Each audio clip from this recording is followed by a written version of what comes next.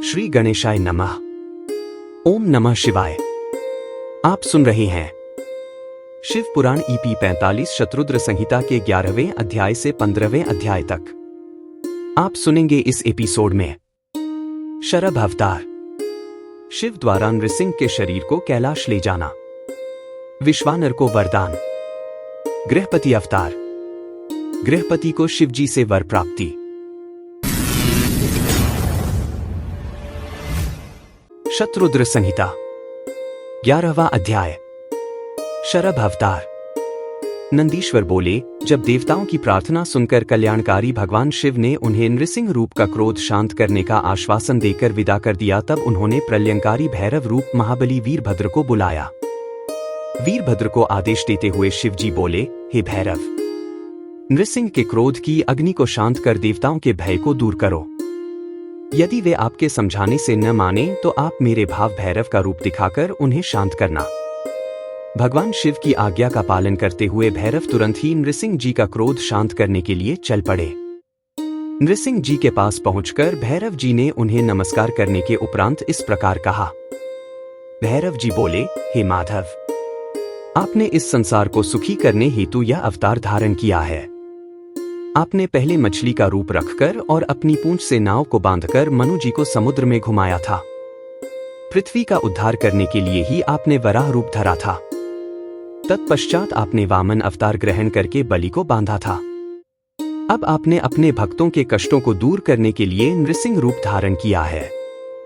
प्रभो, आप ही सबके दुखों का नाश करने वाले हैं।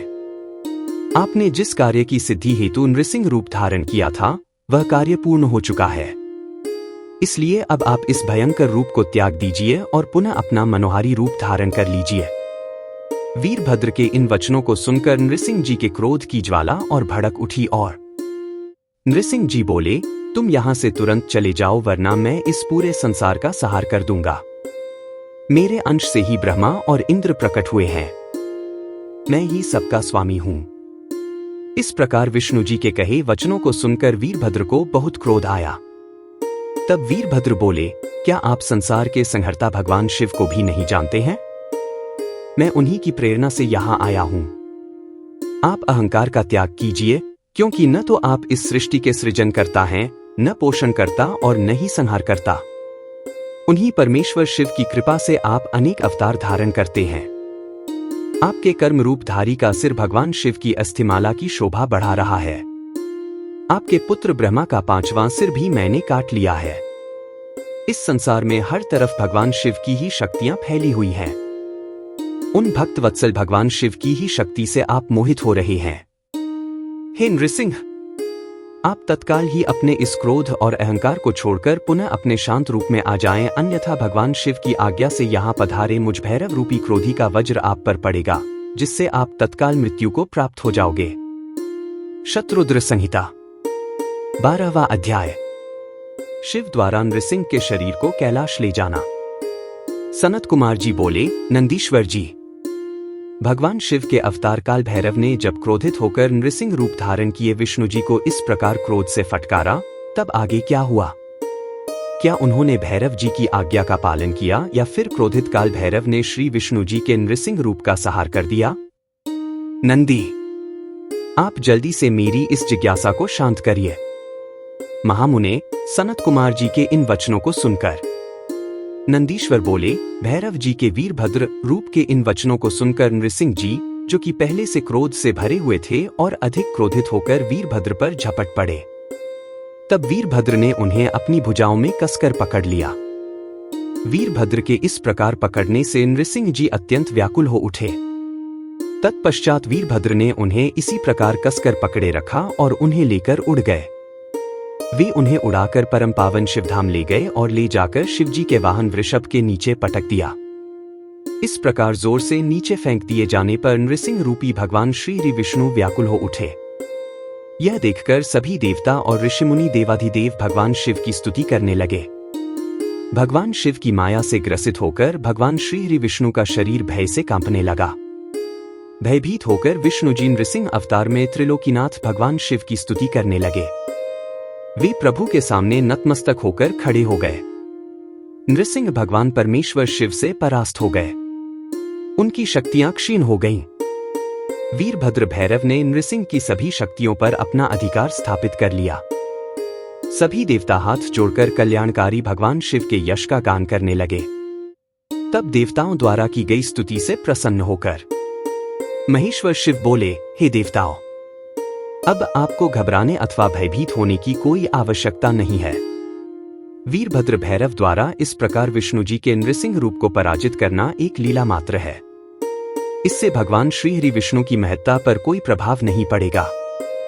मेरे सभी भक्त मेरे साथ साथ विष्णु जी की भी आराधना किया करेंगे। यह कहकर भगवान शिव नृसिंह जी के शरीर को अपने साथ लेकर कैलाश पर्वत पर चले गए। तब भगवान शिव ने अपनी मुंडमाला में नृसिंह का मुख भी शामिल कर लिया। शत्रुद्र संहिता 13वां अध्याय। विश्वानर को वरदान। नंदीश्वर बोले, हे ब्रह्मपुत्र, अब आप शशिमौली भगवान शिव के उस उत्तम चरित्र को सुनिए जिसमें उन्होंने विश्वानर के घर अवतार लिया था। बहुत पहले नर्मदा नदी के किनारे नर्मपुर नामक नगर था। इस नगर में विश्वानर नाम के एक महामुनि रहते थे। वे भगवान शिव के परम भक्त थे और संपूर्ण शास्त्रों के ज्ञाता थे। उनका विवाह शुचिष्मति नामक ब्राह्मण कन्या से हुआ था। वह ब्राह्मण पत्नी अत्यंत पतिव्रता थी और अपने पति विश्वानर की बहुत सेवा करती थी। उसकी इस प्रकार सच्चे हृदय से की गई निष्काम सेवा से प्रसन्न होकर महामुनि विश्वानर उसे वरदान देना चाहते थे। उन्होंने अपनी पत्नी से कहा कि मैं तुम्हारी इस उत्तम सेवा से बहुत प्रसन्न हूं। तुम्हें वर देना चाहता हूं।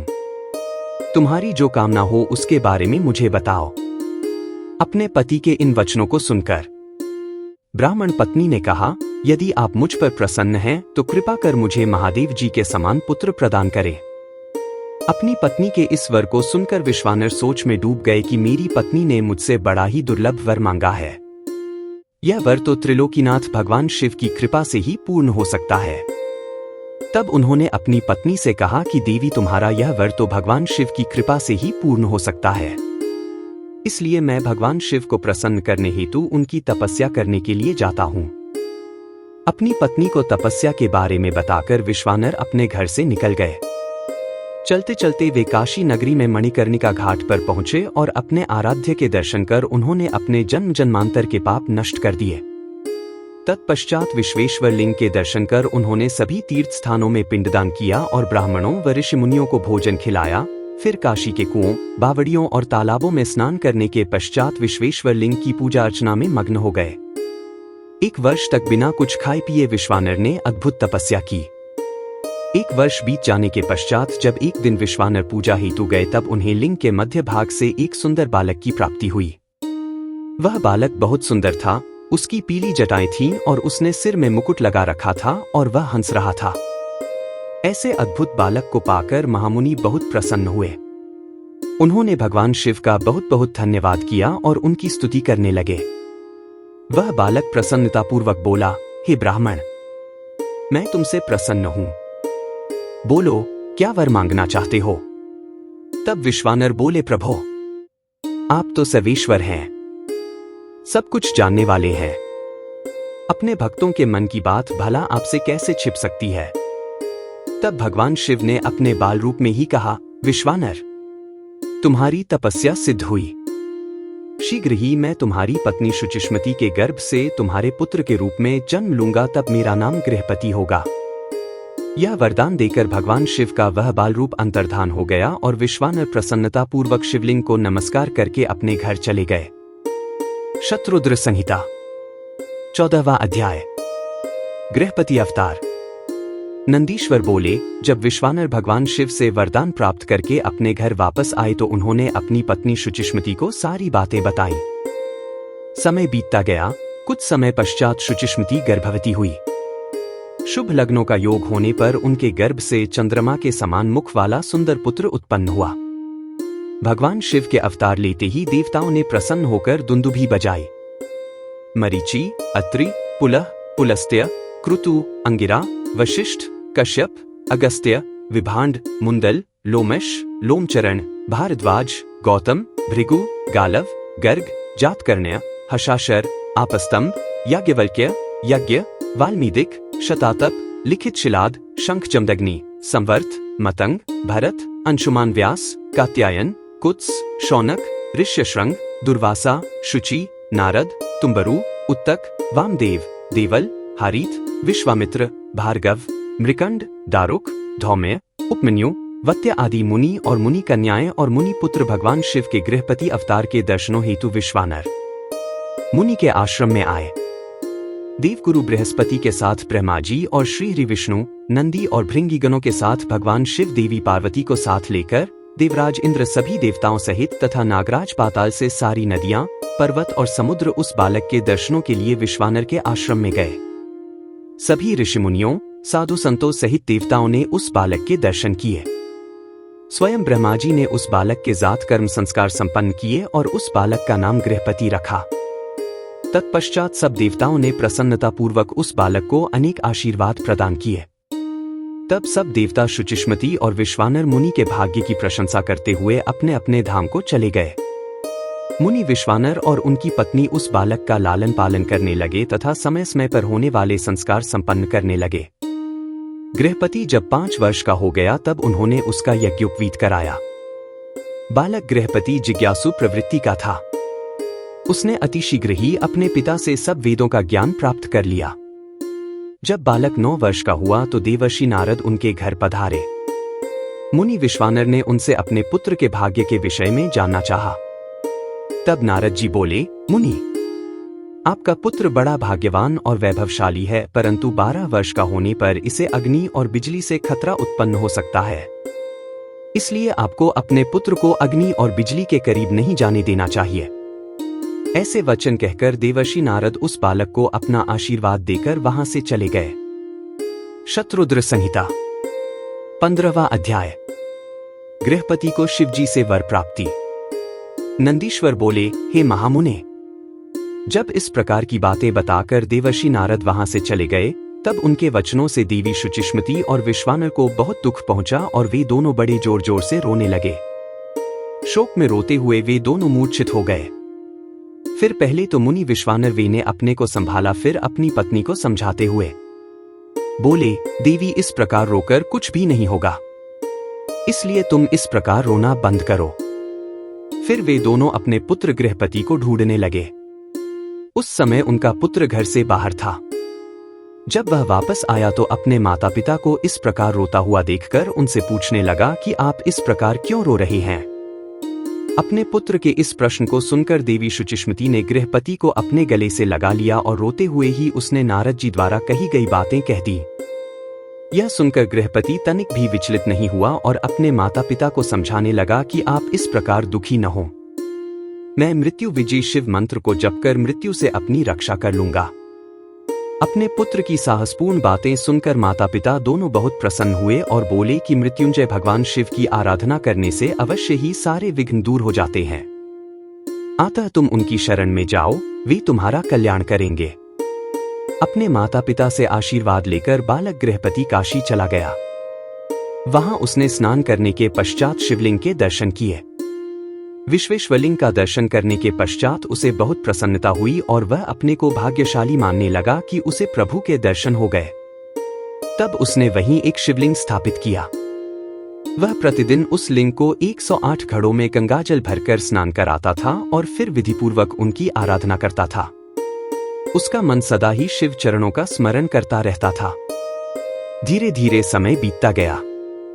गृहपति ने 12वें वर्ष में प्रवेश किया।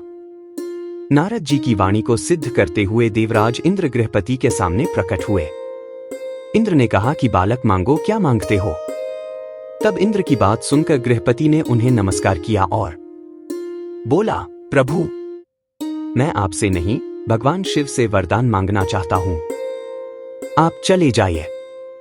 मैं शिव जी के अलावा किसी अन्य से कुछ नहीं मांग सकता, क्योंकि शिव ही मेरे आराध्य हैं और मैं उन्हीं का भक्त हूं। गृहपति के इन वचनों को सुनकर इंद्रदेव क्रोध से तमतमा उठे। उन्होंने अपना वज्र निकाल लिया। उनके हाथ में वज्र देखकर बालक को अपने पिता द्वारा बताई गई बात याद आ गई और वह डर से मूर्छित होकर गिर पड़ा।